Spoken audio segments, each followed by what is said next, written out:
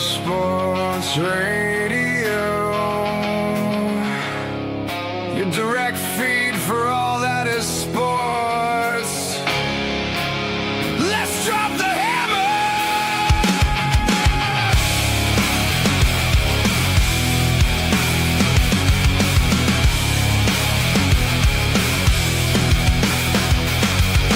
Monday night is rolling in.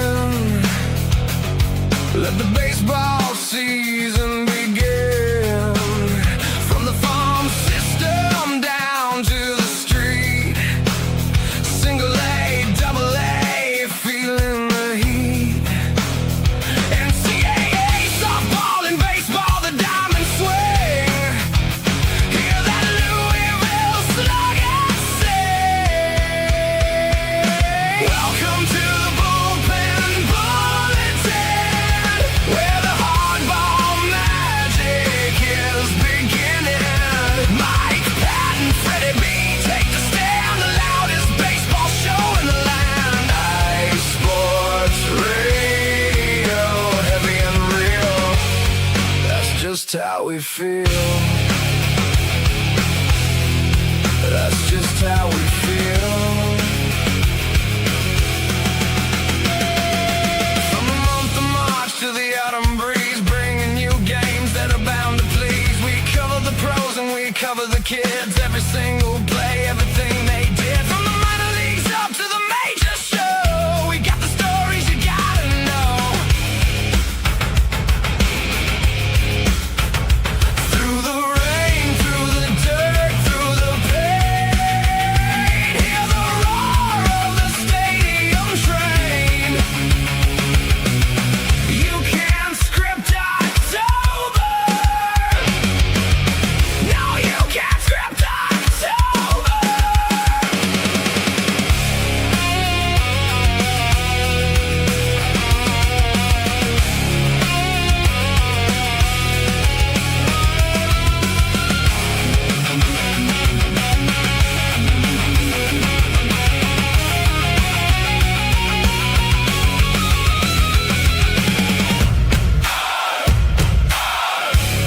The Bullpen Bulletin. The Bullpen Bulletin. The Bullpen Bulletin. The Bullpen Bulletin. Ice Sports Radio, your direct feed for all that is baseball. Mike, Pat, Freddie B.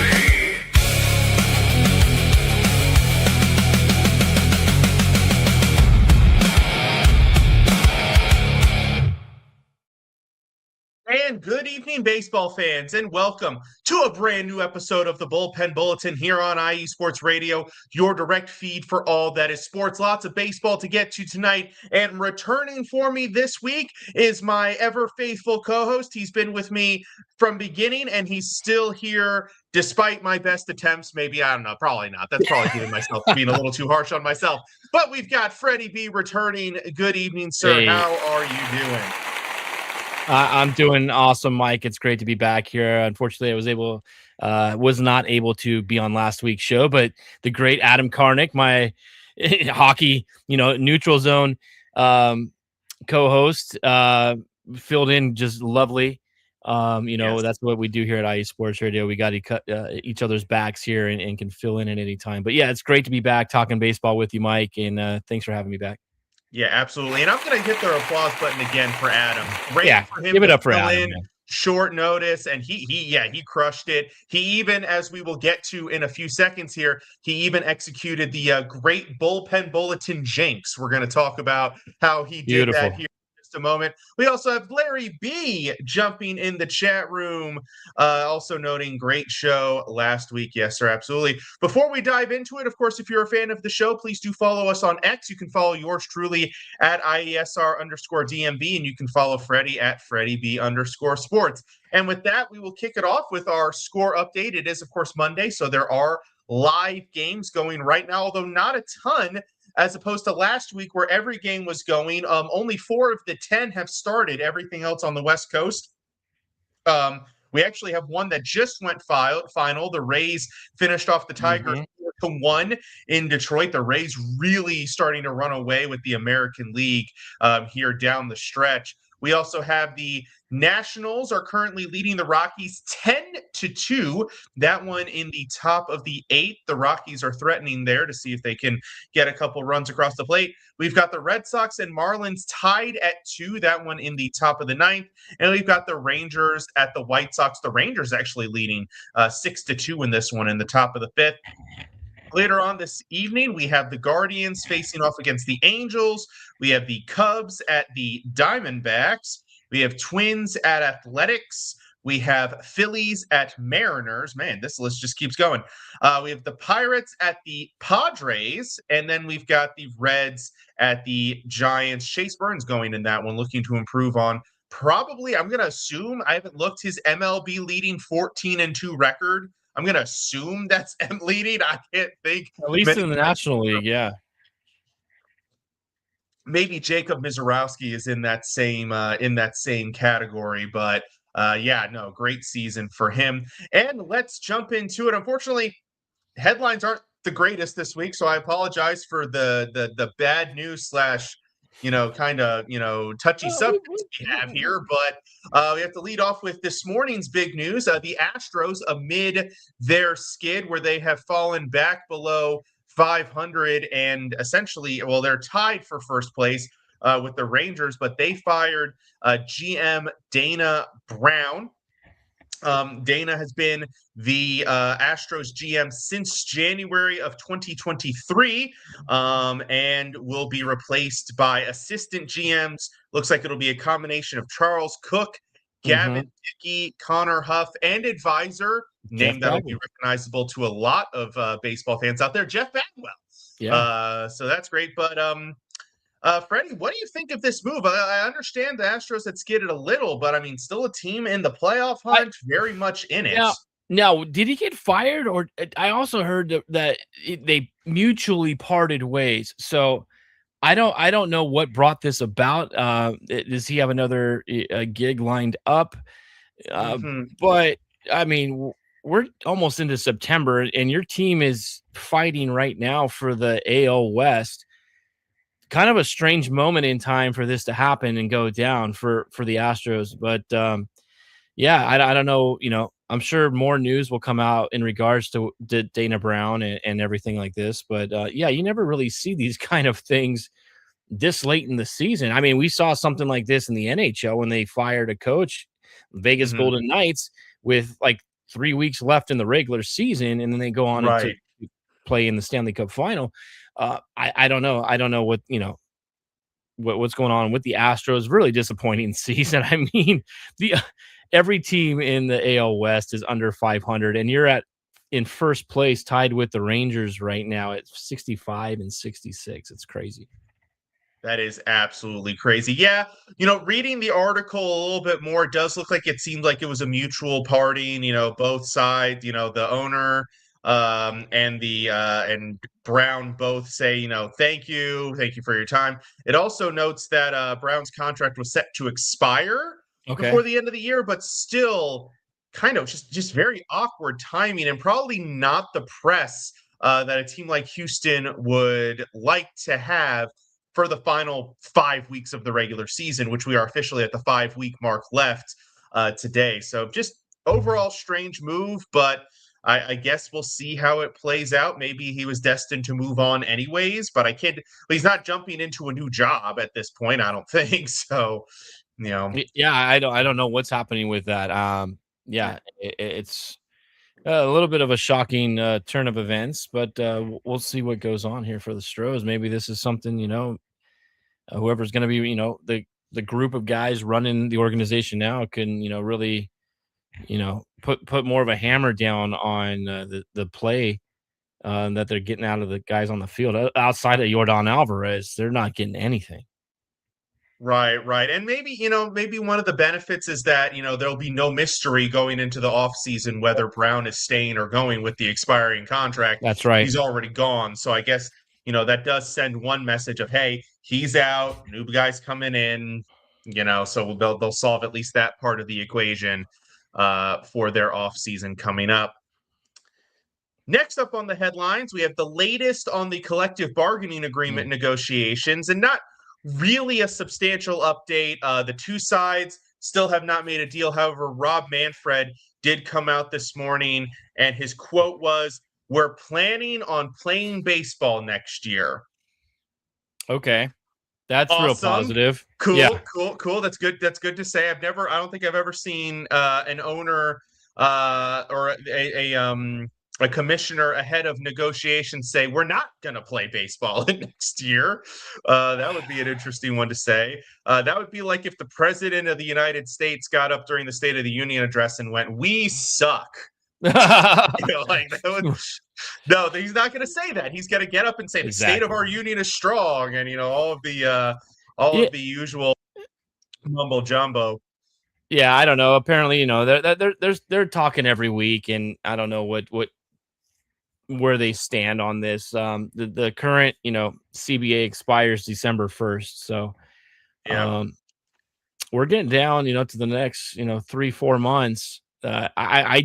We both agreed that we didn't think this was going to be going in a positive direction, No. and by what Manfred said, it doesn't lead me to believe any different. Yeah. He said, "Our goal is to make a deal. We want to make a deal. We want to play baseball." God, this guy sounds like a politician, like just through and through, just reading that quote. You feel Yeah, like it's I'm just reading all like a fluff. senator that's in front of a camera right now. Now, he did mention, and this is one thing I've noticed, is that, he said we're meeting regularly, which I have noticed that. These talks are not, oftentimes when you get into CBA negotiations, and this is throughout sports, you'll get a report of, oh, the two sides met and like one side stormed out of the meeting or something like that. You're not getting that as much with these negotiations. I think each side is at least listening to the other. Now, whether Right. they're taking it seriously, who knows about that, because none of us are there. But yeah, no, I mean, my stance is still the same when we discussed this. Right?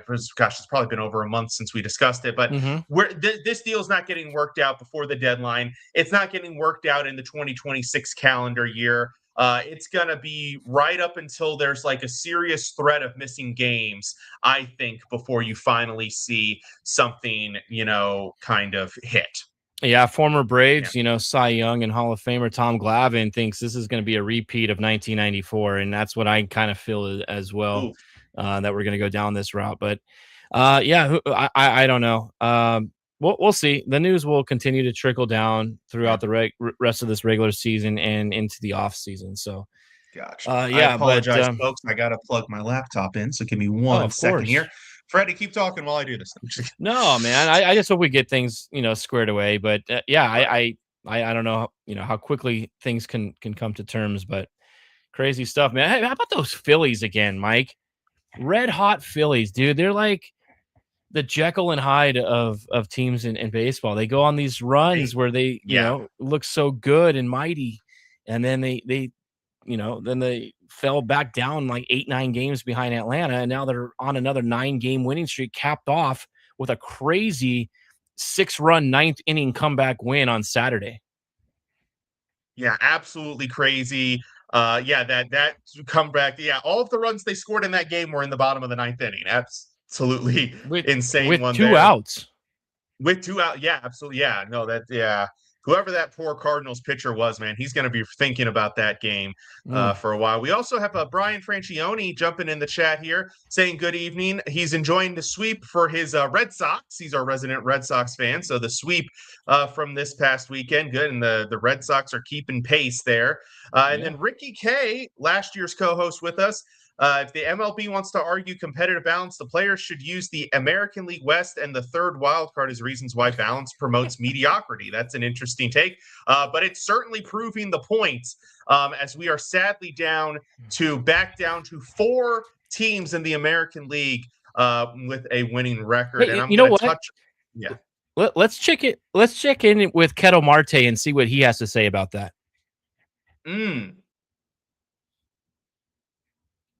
Okay, thanks. Yep, there it is. Boom, done. All right. And I had to throw that one in there. Come on, Mike. Jeez. What's going on Yeah, with that? What's well, going on with that guy? They saw him over at Talking Stick gambling on the slot machines when they were at a big series, man. They're playing themselves mm, out of the wild card, and he's MIA. right, right, yeah, for sure. Awkward. Well, yeah. Hey, speaking of teams that are hot right now, again, the Phillies obviously. What about the Padres, man? Oh They yeah. are rolling, putting things Well, together really nice. since we're on it, let's just go ahead and jump into our weekend review because you're right. The Padres definitely, another team that is hot. 3 in a row, 7 of the last 10, pretty firmly now in that third wild card spot. You mentioned the Phillies. I also thought the an interesting team on the hot list, probably still too far out of it to be considered serious, but the Kansas City Royals. Where the heck did that come from?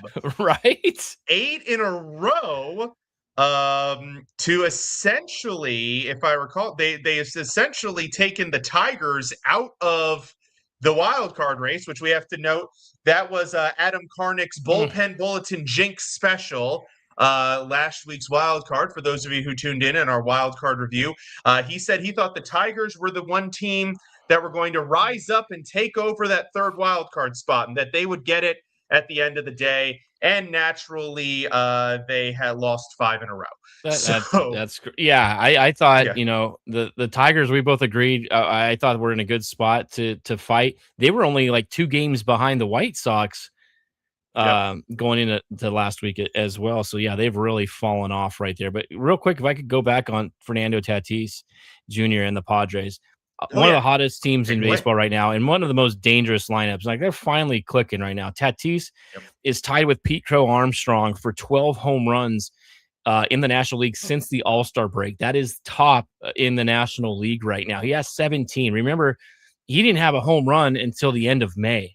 I think it was May Right. 31st, right? So he has Yeah. 17 homers now on the season. Jackson Merrill's hitting homers almost nightly. He's tied with Manny Machado for the team lead at 21, I think. They're hitting the ball great. And those arms that they picked up at the deadline are going to be huge. Walker Buehler is pitching really good again now. That's a huge arm and a huge boost. And then Robbie Ray's throwing tonight. Let's see if we can get another 6 innings out of him. Unfortunately, Casey Mize had a little slip and fall in the dugout and Mhm. kind of hurt his ankle a little bit right there. Hopefully he'll be okay. But Mm. really dangerous team, man, going forward. And I think they're the one team that can have the Dodgers number if they get back to play him in the postseason. Yeah, and of course we can't forget, as long as these starters do their jobs and get you the lead, that bullpen, one of the best in the league, really Yeah. good at shutting teams down late in games. So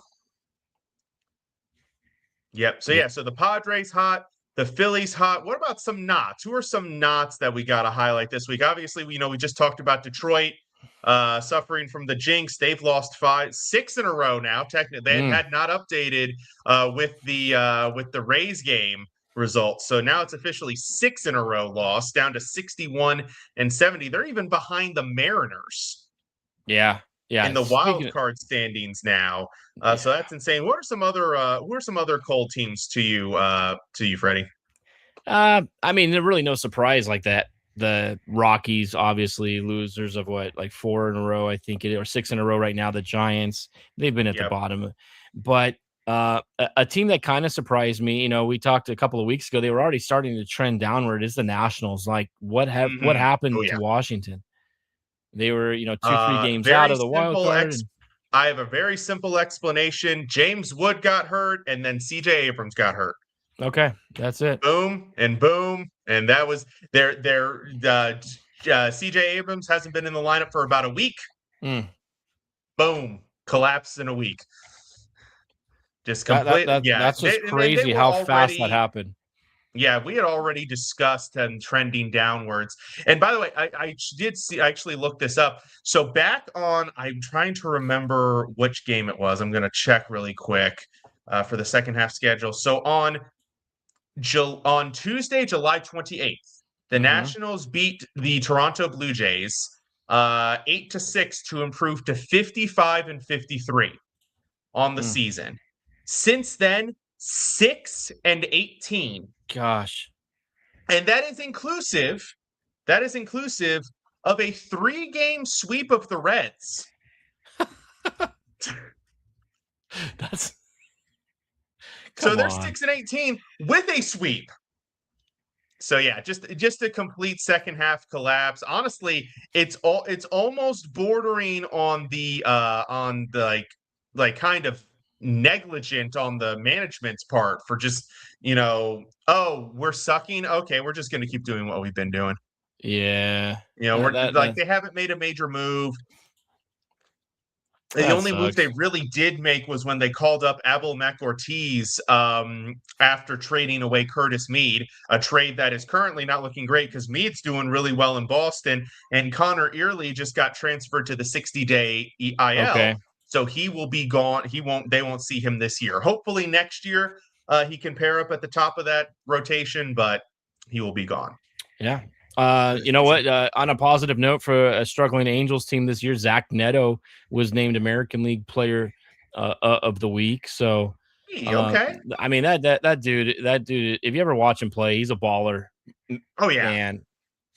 And definitely, I'm glad the Angels didn't end up trading him because he's a guy that you can kind of build your team around. Now, how long they can keep him for?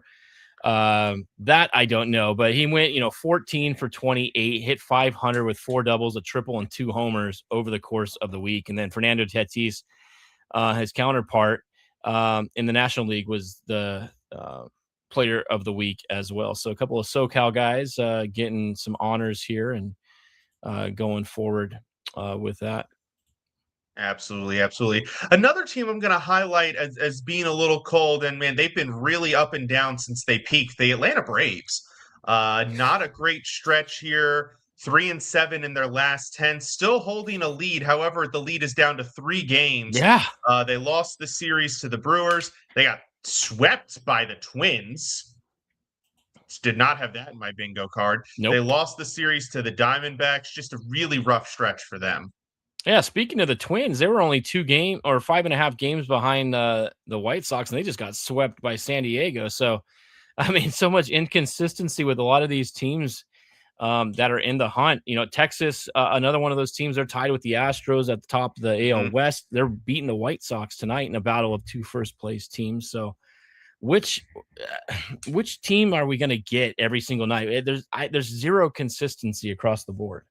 Yeah, no, 100%. Among a lot of these contending American League teams, which of course leads us into our playoff race check-in. Now, Freddie B, you missed the wild card talk, so we are going to talk a little bit more wild card this week. A couple races from a few weeks ago that are basically the same. The National League Central, no major change. Milwaukee's got a comfortable lead. Chicago's comfortably in second. St. Louis with their sweep getting swept over the weekend, not really challenging. So that one stays basically the same. The National League West, basically the same. Dodgers still holding a comfortable lead there. San Diego, Arizona in the wild cards. And then the American League East has gotten a little tighter among the top 3, Tampa, New York, Boston, but still that same order, still that same kind of gap. The American League Central, still the White Sox on top, and they're playing good, solid, consistent baseball. You talk about the teams that have been inconsistent. The White Sox have consistently held that lead there. But the teams behind them, teams seem to keep swatching spots. You've got this trio of the Cleveland, Minnesota, and Detroit. I'm not going to include Kansas City just yet, but hey, look, they keep going on a hot streak. You never know. They might fight their way, but might be some like Angels in the outfield level comeback right there, the Royals. But are any of these 3 teams actually legit? Like, are they really are they true? Like, content is one of them a true option here? I have no idea. Honestly, I don't. I thought Cleveland would be a lot better than they were. They're still, just hanging around right now. Thank God, Gavin Williams is, having a good season for them. But yeah, Cleveland's just one of those teams. I just don't know.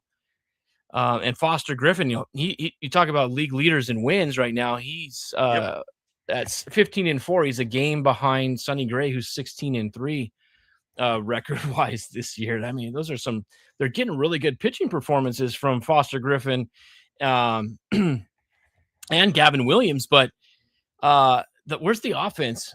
We haven't really heard a whole lot of Jose Ramirez. We talked about him earlier in the season. Yeah. But that was kind of it. Not a whole lot around them. I'm really, excited to see the White Sox. They've played great all season long. I just hope they can continue and hold off and win this. But yeah, I thought the Tigers had a chance. Too much inconsistency with them. The Twins, they don't show me anything. I mean, they can get hot and go, win a series or two and maybe claw their way back a game or two, but I really think that it's Chicago's division to lose. Yeah, no, for sure right now. But very key for Cleveland, they've won 4 in a row. A lot of that is due to the fact that they had the Giants and the Rockies on their schedule. That's pretty good. More help from the schedule. They have series against the Angels and Royals coming up this week. And then over the first 2 weeks of September, they face their top 4 or 4 of their top opponents for that third wild card. They face Toronto, Detroit, Baltimore, and Minnesota. So Cleveland actually has a very real, very good opportunity over the next, give or take 18 to 20 games, over the next 6 series to not only get back above 500, please. Some of these AL teams get there and stay there, but secure themselves in this wild card race, because they can not only help themselves, they can hurt some of these teams they're facing in that stretch. So that's great for Cleveland coming up. What about Seattle? Is it time to pull the plug on the Mariners this year? I've been wanting to pull the plug on the Mariners. You did. I've been trying to keep the faith with them, see if I thought they were a team that was going to return to the ALCS, and I'm still waiting for that. They have the pitching. It's just not coming together right now. 6-4 over their last, 10 games. Still only 3 games though behind the Rangers and Astros in the West. So anything could happen. Yeah. I think there's just too many teams. At some point, you get far enough down that list, and you just have to jump too many teams to get that. Especially, they're not catching the Yankees or the Red Sox for 4 and 5. So you're talking having to jump 5, 6, 7 teams for that 6th spot. At some point, it just becomes you need too many people ahead of you to stumble a bit. And that's too much. Brian Francione putting it perfectly. Ton of AL teams with the same record, basically fighting for the last spot. By the way, you mentioned Seattle. One of the strangest weeks I think we've seen from a professional baseball team. Went 5-3 with a negative 32 run differential due to losing 2 of their 3 losses. One was to the Brewers. Last Tuesday, they lost 22-0. And then yesterday against the Cubs, lost 19-2. Wow. Yeah. Yeah. In that 22-0 game too, I think it was Julio Rodriguez forgot how many outs there were and threw the ball into center field after making a catch.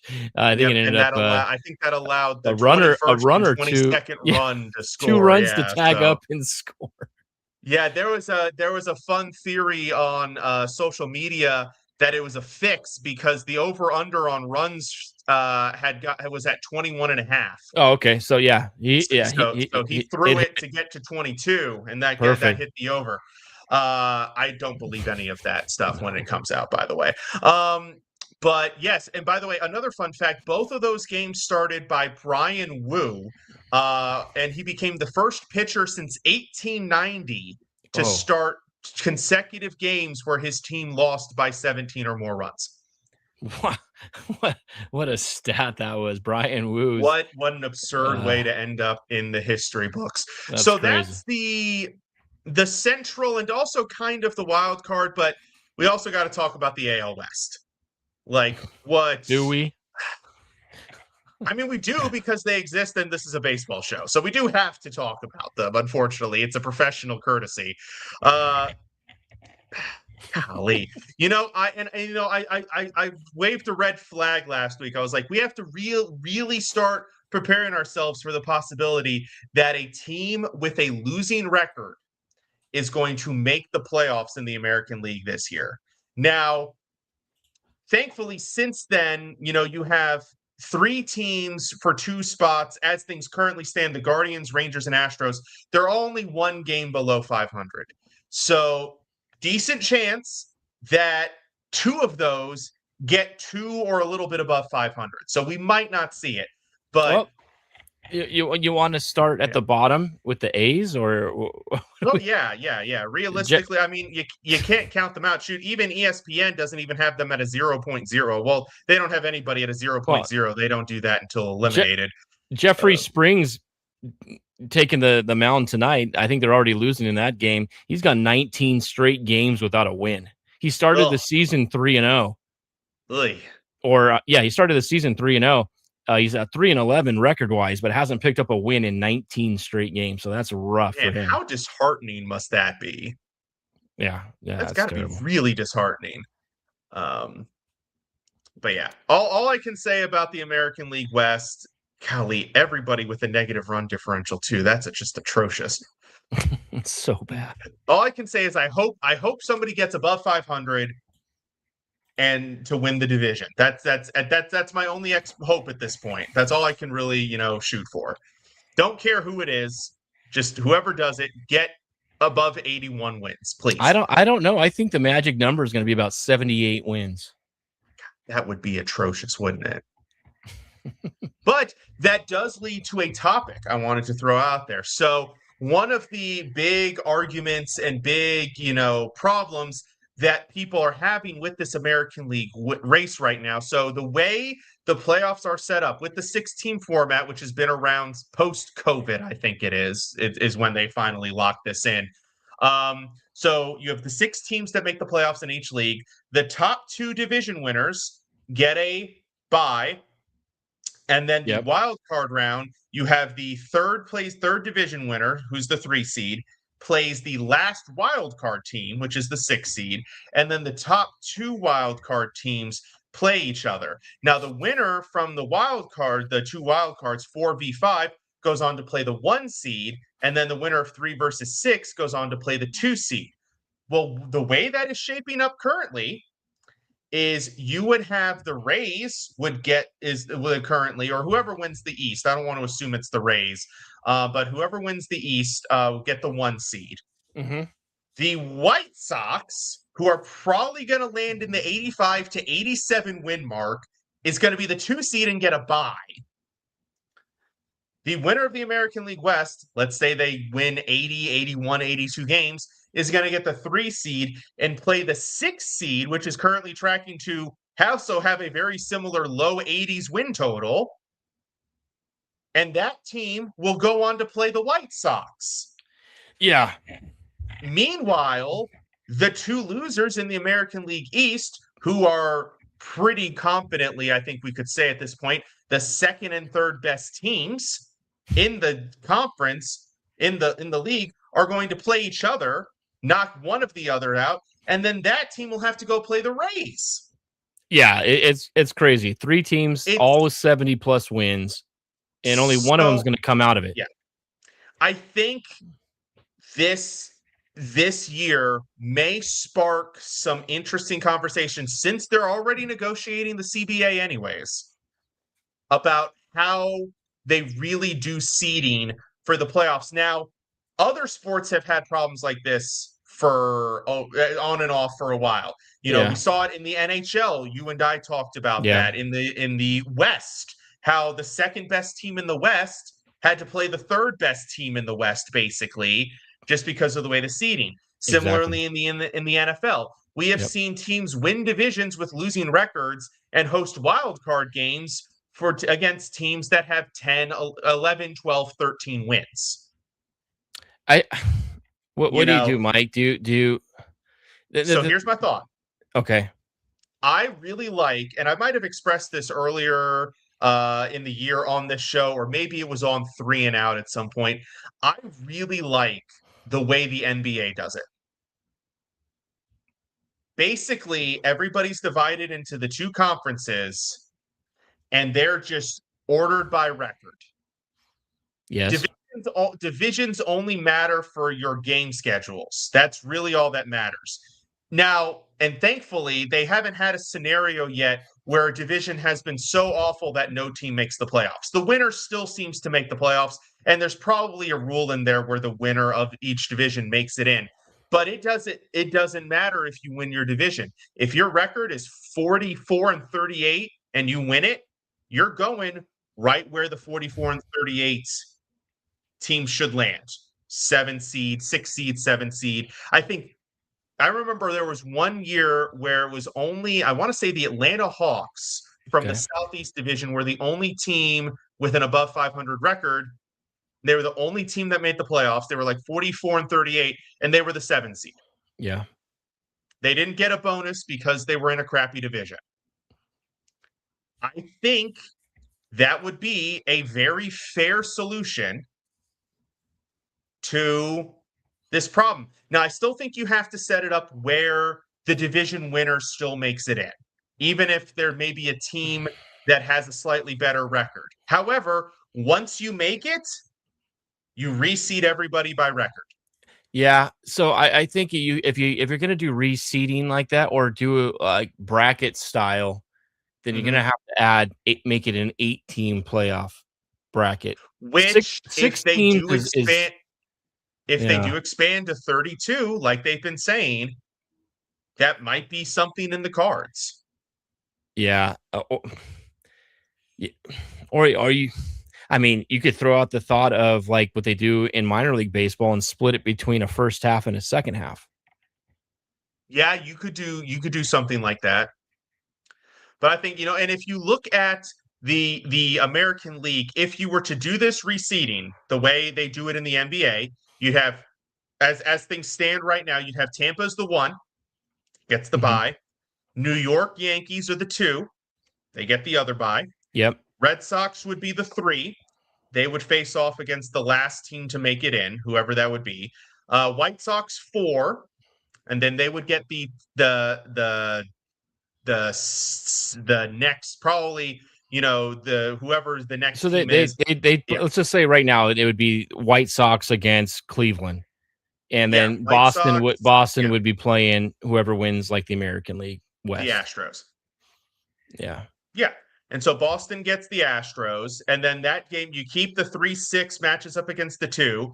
So I'm fine with that. Whoever wins that series gets the Yankees, and then whoever wins between White Sox and Guardians gets the Rays. I'm fine with that. I think that's great.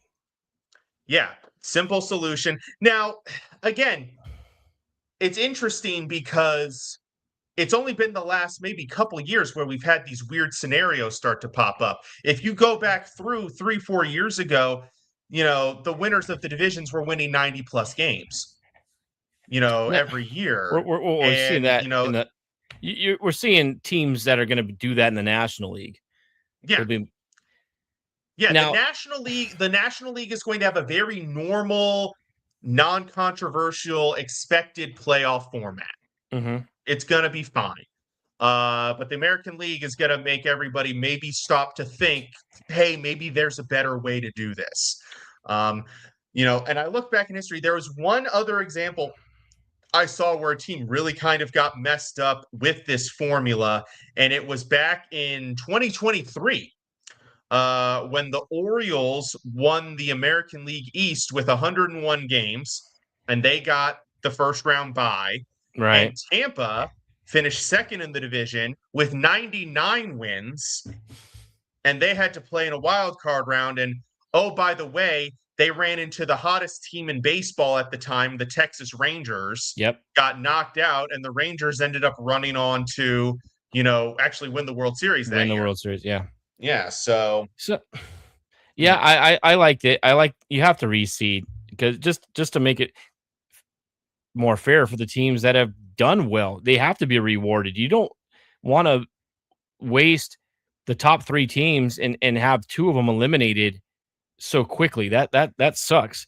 Now, I have a question, Mike. What's causing this right now? What is it the product that we're seeing Major League Baseball has become? Is that why we're seeing teams with such poor records right now? I just don't understand. I've never seen it so bad before, especially, I mean, this American League outside of the top three in the East is atrocious.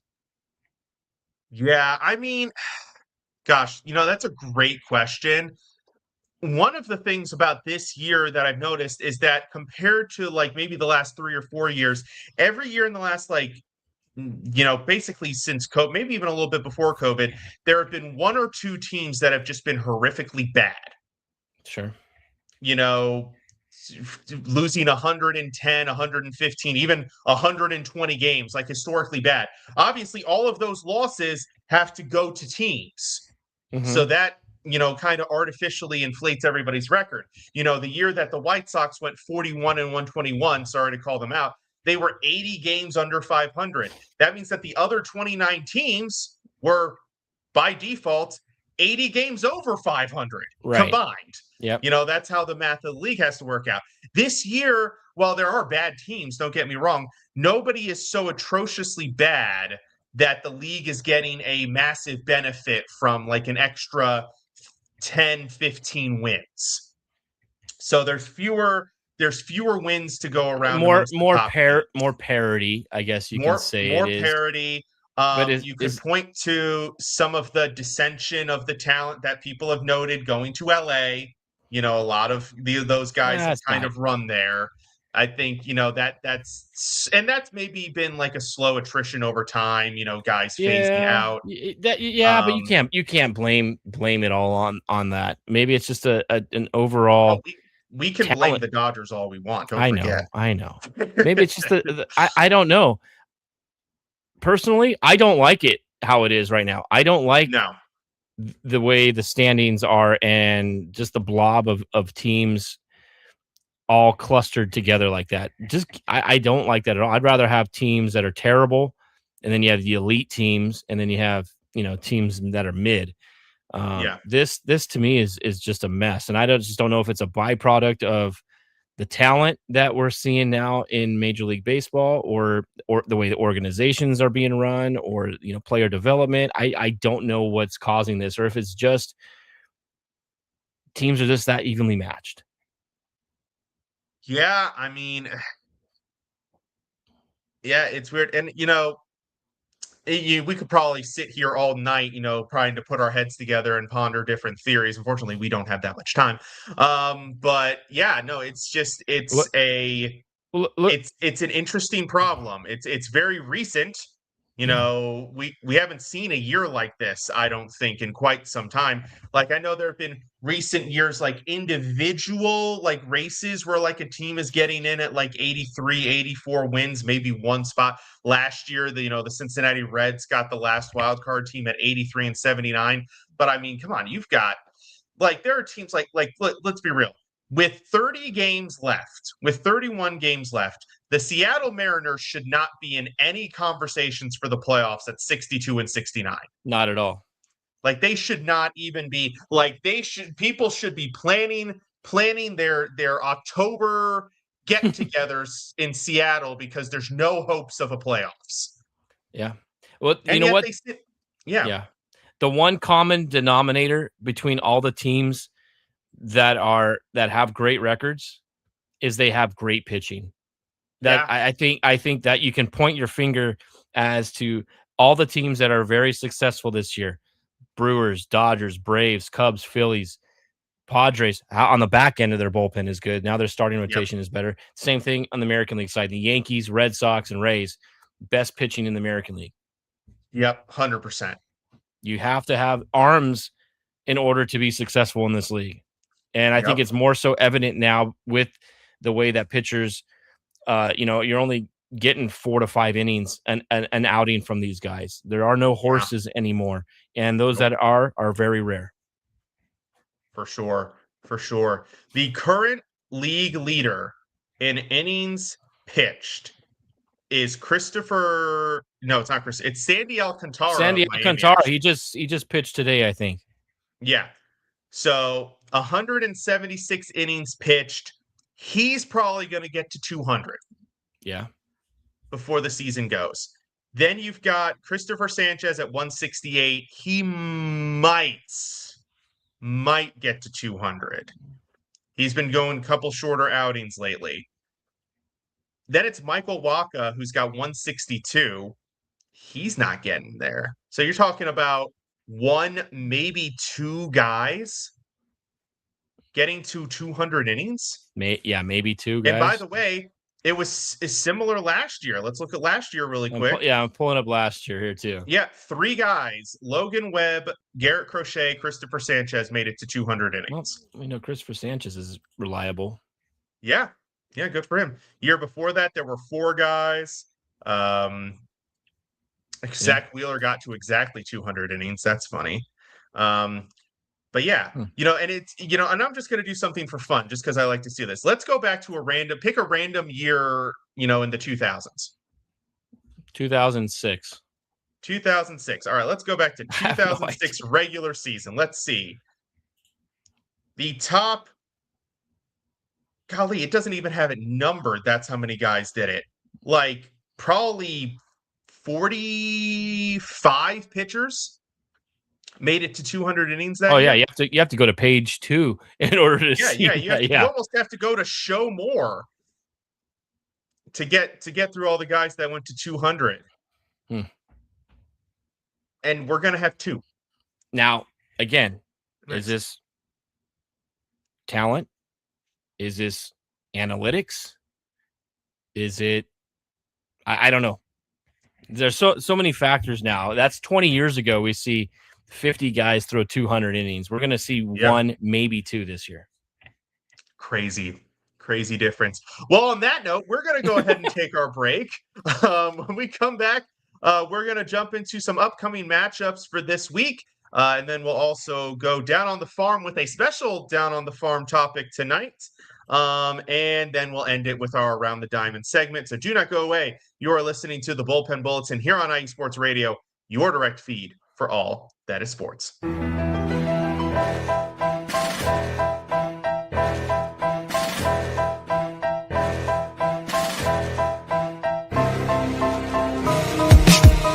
For the last 10 years, IE Sports Radio has been bringing you amazing content ranging from interviewing legendary athletes, coaches, and other authorized media personnel to building tailor-made shows dedicated to all major sports cities around the country. Make sure to follow us at IE Sports Radio on X, Instagram, Facebook, TikTok, and YouTube to keep up with the latest in sports and with all of our shows. Also, make sure to check out our daily updated website at iesportsradio.com. At iesportsradio.com, you can see our daily show schedule and check out all of our show pages with personal bios to learn a little bit more about each of our awesome hosts. In addition to our show pages, you can catch the IE Sports Radio blog, Hall of Fame, Fans of the Month page, and our merchandise shop including t-shirts, tank tops, caps, long sleeves, hoodies, and more. For now over a decade here at IE Sports Radio, we've continued to be by the fans, for the fans, and we thank you all for your support and for making IE Sports Radio your direct feed for all that is sports.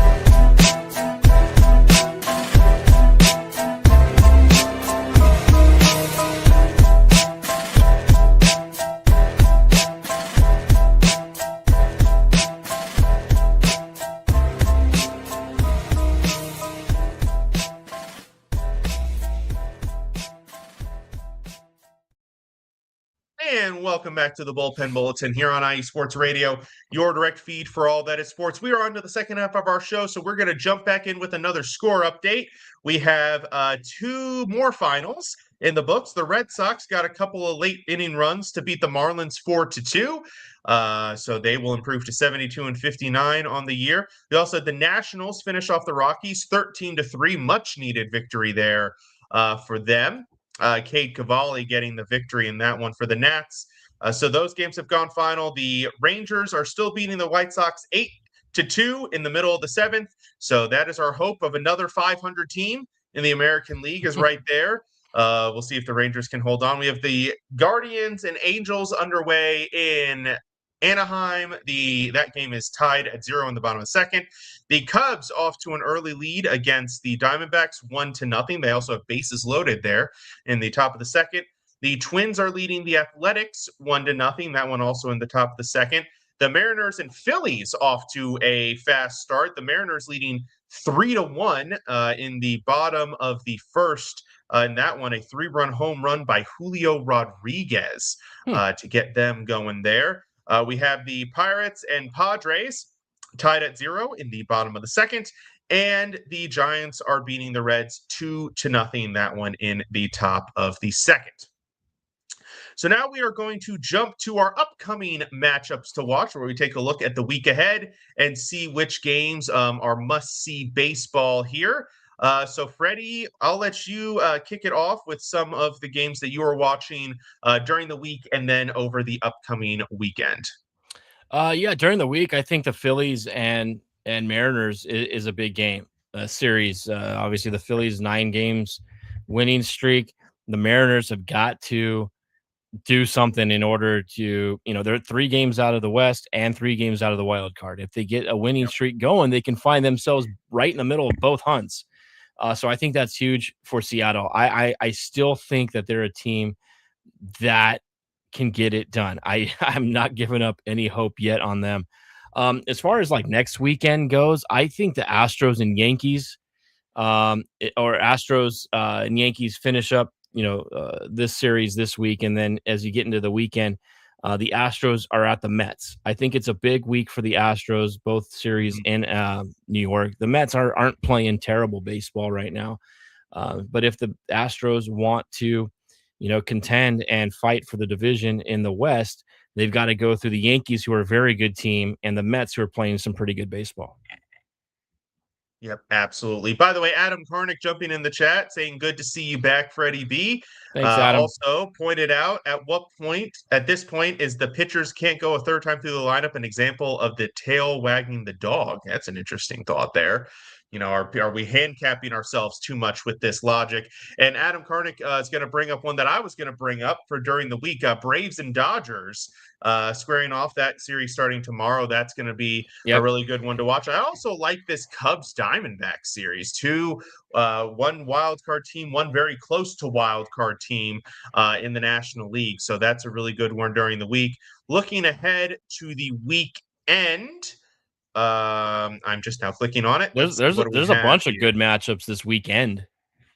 Oh, yeah, let's see here. We've got San Diego and Tampa. I like that one. Padres at Rays. 2 of your playoff teams, Boston and New York. Of course, you got to bring it up every time. It's almost a tradition at this point. And then I'm kind of digging the Twins hosting the White Sox. If the Twins want to try to be big for Minnesota as they keep fighting their way back in, I agree. Yeah. So, we got some interesting matchups for sure. Yeah, great matchups. And don't tell me, rare feat. It is not Yankees Red Sox on Sunday Night Baseball. I would have thought that would be an automatic Sunday Night Baseball pick. No, it is the Reds at the Cubs.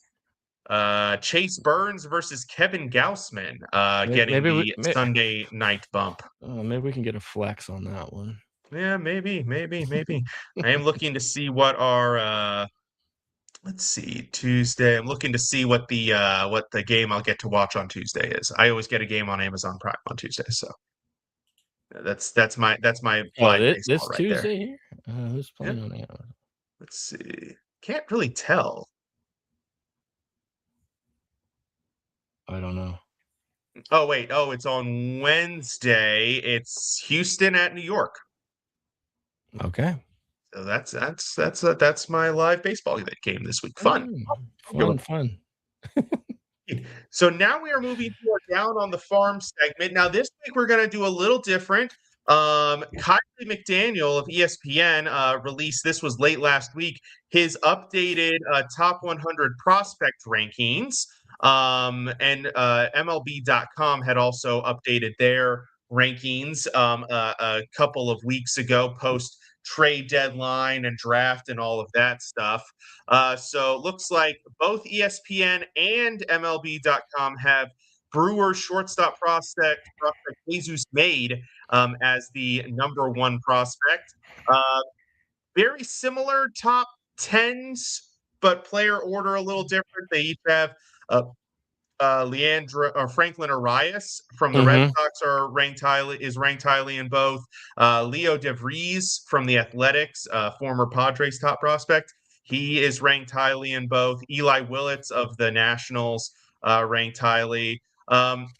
What are your thoughts on these rankings? And we've got a couple of guys who are getting ready to graduate. Max Clark of the Yeah. Tigers, Yeah. he'll be graduated here soon. Same with Cade Anderson, who just made his MLB debut. I imagine the Mariners are gonna roll with him, and he's going to graduate before season's end as well. Yeah. The guy the Angels passed on drafting, of course. Yeah. No, I agree. Some of these guys are MLB ready. Ethan Salas, I think, is just a matter of time before, Yep. I think it's going to be next season. He'll be catching for the Padres.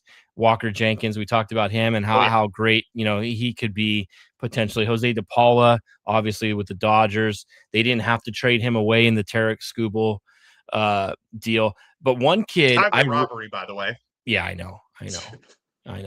One kid I want to make a note of, and there's a couple others here that are playing here in the California League. And I just got to see this kid the other night, Josuar Gonzalez, shortstop for the San Jose Giants, prospect for the San Francisco Giants. Their number one prospect right now. He's 18 years old, plays shortstop. Kid is skilled, and he has the swagger. He's got the chains. I was able to talk with him a little bit this week when I was at the game. Really good kid. Love to see, the Giants and their prospect pool. They've got another one in Hernandez. It's another, a top prospect who's pretty good right there as well. They got a really good catching prospect. Also, a couple other guys that are making their debuts in the California League. Drew Burris playing center field for the Stockton Ports. Awesome. Oakland A's, draft pick. We know what he did in the college ranks. And there was somebody else I was going to say too. Daniel Jackson. He was a catcher out of Georgia. He was the Golden Spikes winner. He's been playing right now for Fresno in low A ball for the Fresno Grizzlies, the Rockies farm system team. So I'm enjoying seeing a lot of these guys. They're very highly touted prospects. They're all in MLB's top 25 or top 50 as far as prospects go. And now we're getting to see these guys starting to play some pro ball. Absolutely. Of course, I will be following with great intrigue the development of Eli Willits, Washington Nationals top prospect and former number 1 overall pick. He's currently in high A. He's having an okay season. Numbers aren't jumping off, although his numbers have dropped in high A Wilmington, which is a noticeably difficult hitters park. From what I can tell, a lot of guys have struggled there for some time, and then they seem to get to Double A and kind of pick it back up. So maybe that one will not be too tough on him. His brother Jackson Willis is playing for Single A Rancho Cucamonga for the Angels. So the Willis family's got good G. Sorry, I just have to hear that one more time. Oh, Jackson Willits is playing in Rancho Cucamonga for the Quakes. Cucamonga. I just wanted to make you say Cucamonga again. Thank you. That's it. Also, and another prospect I've been intrigued about since he came out in the draft, and I continue to be Seth Hernandez of the Pirates. Yeah. Live dynamite arm, having a good season on low A and high A. We'll talk about the enticing possibility of him pairing with Paul Skeens in a couple of years, potentially to see, of course, assuming Paul Skeens can kind of get his act together after what's been going on this year. Yeah. I don't know. Yeah. That another one that might need to clean it up a little bit. Yeah. I totally agree with you on that. We'll see. Yeah. A lot of hype around Seth Hernandez. Would love to see him out there, tossing some innings for the Pirates. Yeah, absolutely. And kind of scary to think, the Mariners, very good pitching staff already, and now add Anderson to it. They also have another very talented pitcher in Ryan Sloan, working his way up the ranks. He's rated highly in both rankings. He's actually spent his whole season at Double A Arkansas, which is impressive for a kid who just turned 20 before the season to already be pitching at Double A. and holding his own too. So it'll be interesting to see. He's a big dude too, 6'5", 220. Yeah. He's a big pitcher. Yeah, so it'll be interesting to see if they get him up before too long to join Anderson, as the Mariners appear to be transitioning from, what would be considered an older rotation with guys like, Luis Castillo and the likes to, maybe trying to get some of these younger guys in there as well. Yeah, I agree. I think, you can never have enough good young arms. And I think that's evident with the teams that are successful this year. Yep. Absolutely, absolutely. So now we are down to our around the diamond Ooh. topic, where we just take a look at whatever. Oh, he's cracking his knuckles. Oh boy, he's got a good one this week, guys. All right. Well, I'm not going to belabor it anymore. Freddie, the floor is yours. I'm Oh, curious. Mike, this one has been. I'm so happy it finally happened. Jeffrey Yon of the Mets, right? We all know his antics, right? Yeah. The jump and the split, like David Lee Roth splits on the mound, when he strikes out a batter. It didn't go too well for him this week, right? Nope. Thought he struck out a batter. Turned out it was a ball after the challenge. And I thought the best way, if you don't care for somebody's antics like that on the mound, I mean, I guess people compare it to like a bat flip. Yeah, it's a little bit differently, I think. You just don't go out there and break dance and show up the batter every time you throw a strikeout. How I would answer back is I try to hit a line drive off your forehead if I'm a batter, or one of your players is going to be wearing one in the ribs when they're up to bat. Well, this was even better and fitting, and in just a professional way that it was done. He ends up walking the batter. And then a batter or two later, Jake Rogers of the White Sox hits a game-winning walk-off home run to beat the Mets in that game. I thought it was just fitting, and there was like no celebration or anything like that. He just rounded the bases like a true professional. I mean, he could have done it. He could have slid into home or something like that, or done something crazy, or maybe done a leaping slant into the home plate. I'm finally, now I hope that guy's antics he'll be kind of shut up a little bit when it comes to that. I was not a fan of that. Some other people could be, but you know what? That's not for me. I'm an old school kind of baseball guy where you still had respect for the game and the other players you're playing against and don't want to ever show anybody up. But yeah, that was my thing, man. I was hoping something like this was going to happen to him finally. It only took a couple of weeks before he got lit up and gave up a walk-off homer. And in doing so, too, the girl that caught the home run ball, did you see her? No, she lost all of the contents of her purse. I mean, she had cash. She had all kinds of stuff. You got to watch the YouTube clip of her. She lost all of her stuff in her purse, and she ended up recovering it. But it was a pretty cool series of events. Man, that is crazy. Yeah, I was never a fan of the antics, and I've always been that way about any sport. Anybody who has antics, even if it's a player on my team, like I was always annoyed whenever Manny Machado would have some of his younger day I know what you mean. With the Orioles. One that I was absolutely I wanted him off the team so quickly was Nyjer Morgan for the Nationals, and all of the crap that he did on the field was just annoying and stupid. Yeah, I'm never there for any of that. I agree with you 100%. I have to give some love to a player that is not getting enough love. He's getting way too much hate. So first, I'm going to lead this off with a quiz question for you, Freddie. Oh, me in trivia. Oh, yeah. Who is the current MLB leader amongst pitchers in losses? Now, your context for this, your hint is going to be, I am asking you this question. So think about me. Why would I be asking this question and bringing up this topic? Because it's probably a Nationals or an Orioles player. You're on the exact right path. Oh, man. I know he was up there. I don't know how many losses he has, but Shane Baz was having a pretty horrific win-loss record this season.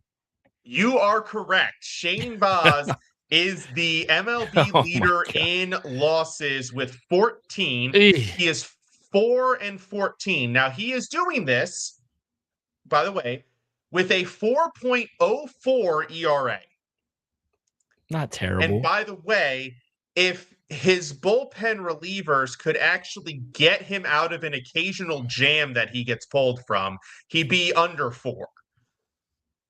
But, and probably alas, closer to 500 or above 500 record. no, I think he would still be there because his run support, especially in the second half, it's hilariously bad. The Orioles fans are calling it out on social media. They're like, oh, Shane Baz is pitching today. They're scoring 1 run. Guess what they did yesterday? Yeah. They scored 1 run off a Colton Cowser solo home run in the bottom of the 9th to lose the game 3-1. That's just how it goes sometimes, man. And by the way, Colton Cowser was the only Oriole to get a hit yesterday. He had a double early on in the game, I think 2nd or 3rd inning, and then the solo home run. Nobody else even got a hit. Couple of walks, but how do you face your teammates when you come off the mound at the end of an inning? Like, hey, I'm doing my part out there, guys. Go out there and freaking swing the bat. Right. And then to compound issues with yesterday, so with 2 outs in the 6th inning, so he's 1 out away from a quality start. I think he's only thrown maybe 80-something pitches at this point, too. So even the 7th inning is in the conversation. Guy hit, who's the batter? Gosh, it was against the Rays. I think it was it might have been Yandy Diaz. I'm going to go with Yandy Diaz. That feels right. Hits a solid grounder. Probably, I think with the exit velocity was 104 off the bat. So speedy one towards second baseman Jackson Holliday. Jackson misses it. It's not charged as an error because it was kind of a tricky ball, but it's a play that, he could have made. We've seen him made before, and he doesn't. And then, another guy gets a bloop single. Another guy gets a bloop single. Run scores. He gets pulled, having given up the 1 run, and then reliever comes in. Actually, there was a wild pitch in there. So he's given up 2 runs. Then a reliever comes in and lets another run score. So what was 1 out away from 0 ended up being 3. And he's had a couple of starts this year with that. And, so there's a list there are currently 17 guys that have double-digit losses. Many of them are, understandable. They have negative WARs, high ERAs. Yep. Amongst all of these guys, and by the way, there's a second Orioles pitcher on this list, Kyle Bradish, who is 7-12. But Baz is top 5 amongst the 17. He's top 5 in ERA, WAR, WHIP, and strikeouts. He is not the guy who should be sitting there at 4-14 with the worst, probably the worst. Well, there's a couple guys that are 3-11. I haven't run the math to see if 3 of 11 is worse than 4-14. But among the worst records in baseball, and he's a guy. Whoa. He got a lot of flack. Not even his fault. The organization who traded pretty solid prospects who are doing well for him immediately gave him a 5-year extension, which is maybe top 50 contracts for pitchers, and he's been a top 50 pitcher probably. He's held his end of the bargain up, right? Yeah. And so it's just, I have to give some respect out there for Shane Baz. He's doing well, but his record is not only is comically bad, his run support is comically bad. You give credit to the guy who isn't the problem, even though he's the one who the stats record at the end of the day. Yeah, but it takes a lot to go out there every 5 days and take the mound knowing that you're not going to get any run support. Hopefully it doesn't mess him up psychologically, later, the next year or 2 from now, like that. Now, if he can get that run support and he continues to pitch the way he is, he'll be just fine. He just needs to, just keep a level head out there. You can't let it get to you. Unfortunately, that's the way the game of baseball goes. We've seen it before with guys who could pitch stellar outings and get 0 run support, end up taking an L. His win-loss record is not indicative of how well he has pitched for the Orioles this year. Yes. The Orioles have only won 1 of his starts since June 12th. And in that one start, he only managed to go 4 2/3 innings, so he didn't even get the win. He has not registered a win since June 12th. Yeah, which is not as rough. bad as Springs, who hasn't registered a win in 19 starts. That's true, but yeah, but it's still Springs regardless. Is also pitching to a his ERA is in the 5s, right? 6. Yeah, 6.02. He's earned those 11 losses. Yeah, and he's still not even in the realm of a Michael Lorenzen at a 7. Yeah, pitching exactly. in Colorado, doesn't help either. Right. No, 100%. So with that, that is the end of our show. Let's see. We got a last second from Magic C3000 saying the Yankees are going to the LCS and the AOS stinks. Yes, they do. Yes, they do. Enough said. We could have summarized our whole. We should have had this guy in here about 30 minutes ago. He could have summarized our whole AOS segment in 30 seconds there. The Yankees going to the. Any final thoughts here before we sign off? No, not really any final thoughts here. I want to see these teams, continue to play good baseball. Obviously, I want to see these division races, tighten up a little bit. Especially that Central. I really believe that the White Sox can get it done. However, I'm not sleeping on Cleveland, and I'm not going to sleep on Seattle still in the AL West. Just keeping those two possibilities out there. They're not playing great, but they're not dead in the water as of yet. By the way, while we were talking, Cal Raleigh hit a home run tonight as well. 5-2 Seattle there in the 3rd. Hey, they can snap that Phillies win streak. That's this could be a big series and a turning point in the Mariners' rest of their season. Yep, absolutely, 100%. Well, that will do it for tonight's show. Thank you to all who tuned in. Thank you to Larry B, Brian, Ricky, Adam, everybody who jumped in the chat. Thank you to everybody who watched at home. For those of you who are fans of the show, reminder to please follow us on X. Yours truly at IESR_DMV and Freddie at FreddieB_sports. And with that, we will say good night. Enjoy the week of baseball. This has been Mike Patt and Freddie B for the Bullpen Bulletin here on IE Sports Radio, your direct feed for all that is sports. Have a great week. See you next time.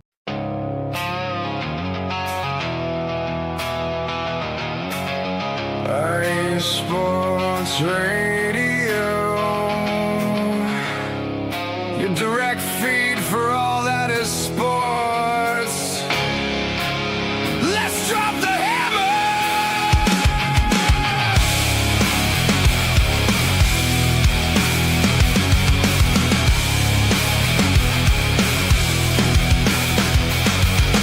Monday night is rolling in. Let the baseball season begin. From the farm system down to the street. Single A, double A, feeling the heat. NCAA, softball and baseball, the diamond swing. Hear that Louisville slugger sing. Welcome to the Bullpen Bulletin, where the hardball magic is beginning. Mike, Patt, and Freddie B take the stand, the loudest baseball show in the land. IE Sports Radio, heavy and real. That's just how we feel. That's just how we feel. From the month of March to the autumn breeze, bringing you games that are bound to please. We cover the pros and we cover the kids. Every single play, everything